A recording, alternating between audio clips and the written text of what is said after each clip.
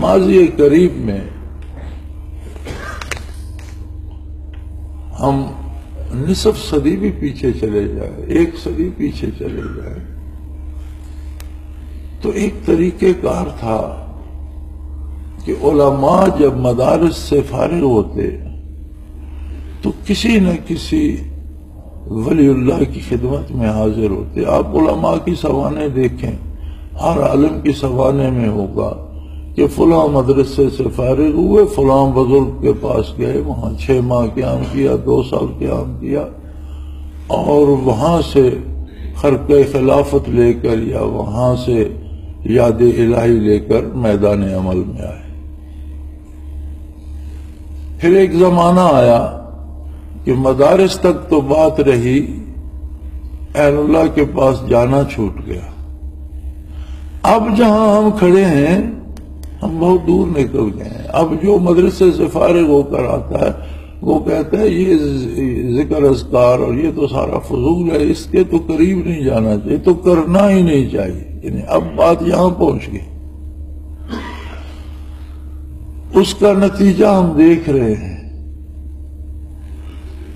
کہ کہیں محبت سے اگر مل بیٹھتے ہیں تو صرف وہ لوگ کتنے بھی بیکار ہوں، کتنے ناکارہ ہوں، لیکن اگر وہ ذکر کرتے ہیں تو پھر انہیں ایک دوسرے سے محبت بھی ہوتی ہے۔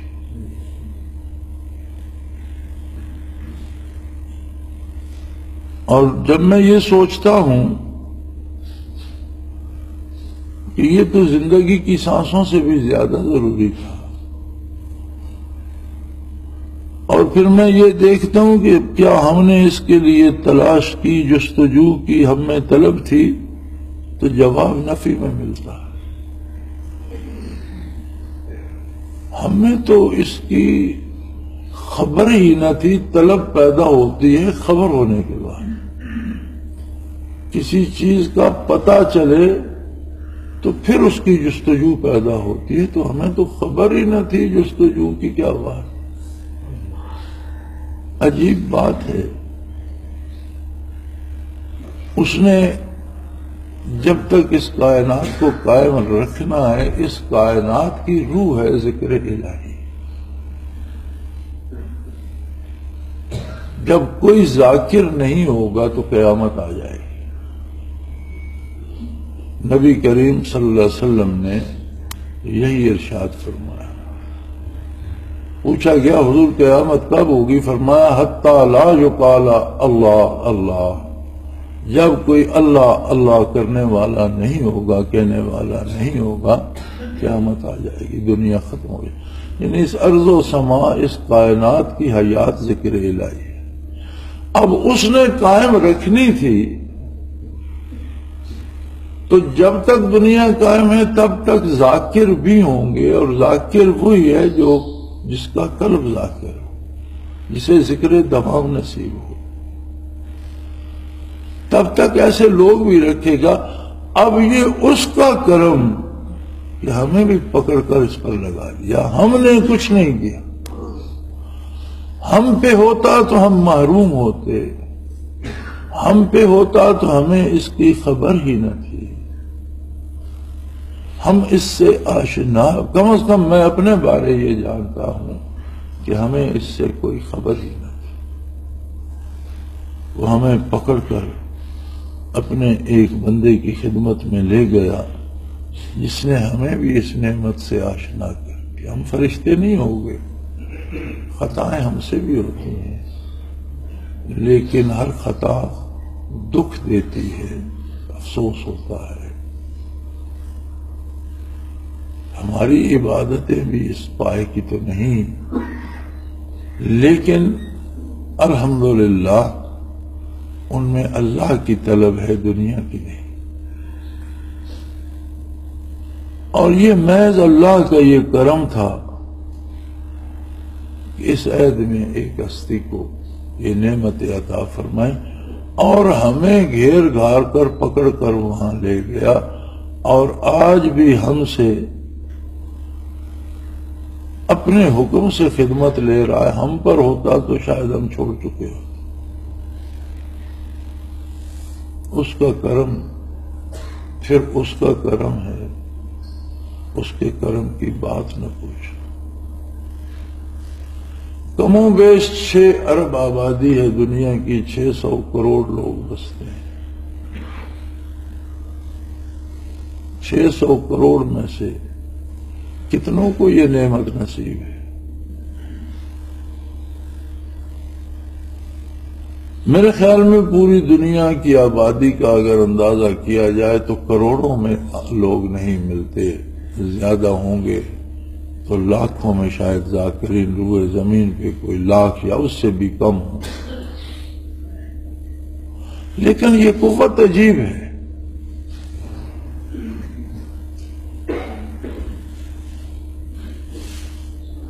روس میں سرخ انقلاب آیا، مساجد استبل بن گئیں، کلب بن گئے، مساجد میں بدکاری کے اڈے بن گئے،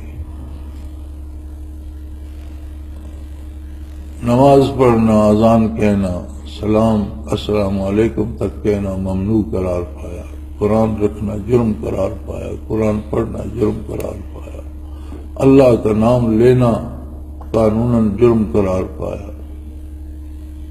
5 صدی بیت گئی، 72 سال بعد جب یہ طلسم ٹوٹا تو پھر درمیان سے نمازی بھی نکل آئے، ذاکر بھی نکل آئے، قرآن کے قاری بھی نکل آئے، اذانیں بھی زندہ ہو گئی۔ تو اس پر سوشلسٹوں نے بھی یہ لکھا ہے کہ ہم نے پوری کوشش کی اسے مٹا دیا جائے، لیکن ان میں کچھ ایسے لوگ تھے جو اندر ہی اندر اللہ اللہ کرتے رہتے تھے، جو ذاکرین تھے، ان کی وجہ سے ہم اس ملک سے اللہ کا نام مٹا نہیں سکے۔ ورنہ ایک وقت پہ روس کے ایک حکمران نے کہا تھا، نقل کفر کفر نہ باشد، وہ ہیو ککڈ دا گاڈ،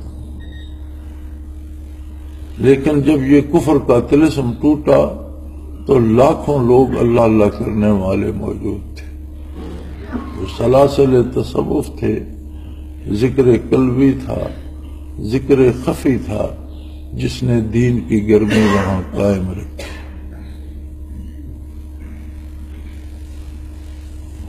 تو سب سے پہلی بات تو میں یہ عرض کروں گا کہ ہم سب کو اپنا تجزیہ کرنا چاہیے۔ میں یہ سمجھتا ہوں کہ اگر مجھ پہ ہوتا تو شاید میں اس کی تلاش میں بھی نہ نکلتا، جانتا ہی نہیں، شاید ہم سب کا حال یہی ہو۔ ہم پہ ہوتا تو شاید ہم اسے قائم نہ رکھ سکتے۔ کتنے لوگوں کو ہم نے دیکھا کہ سلسلے میں آ کر جب ان میں طلب جہاں اور سلسلے سے بھی دنیا کمانے کی آرزو پیدا ہوئی تو اس نعمت سے محروم ہو گئے۔ یہاں تو صرف خلوص اور للہیت چلتی ہے۔ تو پھر ہمیں چاہیے کہ ہم یہ سوچ کر، یہ سمجھ کر، ہم تو قاصر ہیں کہ ایسی ہزاروں زندگیاں ملیں تو اس بات کا شکر ادا نہیں کر سکتے کہ اتنی مخلوق میں سے ہمیں اس نے اس خدمت کے لیے چن لیا ہے۔ کہ کبھی تنہائی میں بیٹھ کر سوچئے گا، اور اگر اس نے یہ نعمت بخشی ہے تو اس پہ اپنی بھرپور محنت کیجئے۔ اور یہ امانت ہے عامت الناس کی، لوگوں تک پہنچانا، انہیں بتانا ہماری ذمہ داری ہے، منوانا ہماری ذمہ داری نہیں ہے۔ بتانے والوں میں بھی ایک انانیت آ جاتی ہے، وہ یہ چاہتے ہیں کہ جب میں بتاؤں تو اگلا مان لے تو میری اس میں نمبرداری بن جاتی ہے، اور اگر نہ مانے تو پھر میری توہین ہوتی ہے۔ ایسی بات نہیں ہے، اپنی نمبرداری کے لیے نہیں بتانا، اس لیے بتانا ہے کہ ہمارے پاس یہ امانت اولاد آدم کی ہے اور خاص کر بندے مومن کی ہے، تو ان تک بات پہنچائی جائے، انہیں سمجھا دیا جائے، ماننا نہ ماننا یہ ان کا کام ہے، مانیں گے تو ان پر بھی اللہ کا کرم ہوگا، ہم پر بھی اللہ کا کرم ہوگا، نہیں مانیں گے تو ہمارا بات پہنچانے کا حق ادا ہو جائے گا، ہماری ذمہ داری ادا ہو جائے گی۔ سو میرے بھائی، ان ساری باتوں کو سوچ کر اندازہ کیجئے کہ اللہ کا کتنا کرم ہے ہم پر۔ اس اعتبار سے اس میں محنت کیجئے، اسے قائم رکھیں، اس پہ جان لگا دیں اور ایک ایسی قوت پیدا کریں جو اس معاشرے سے ظلم کو ختم کرے۔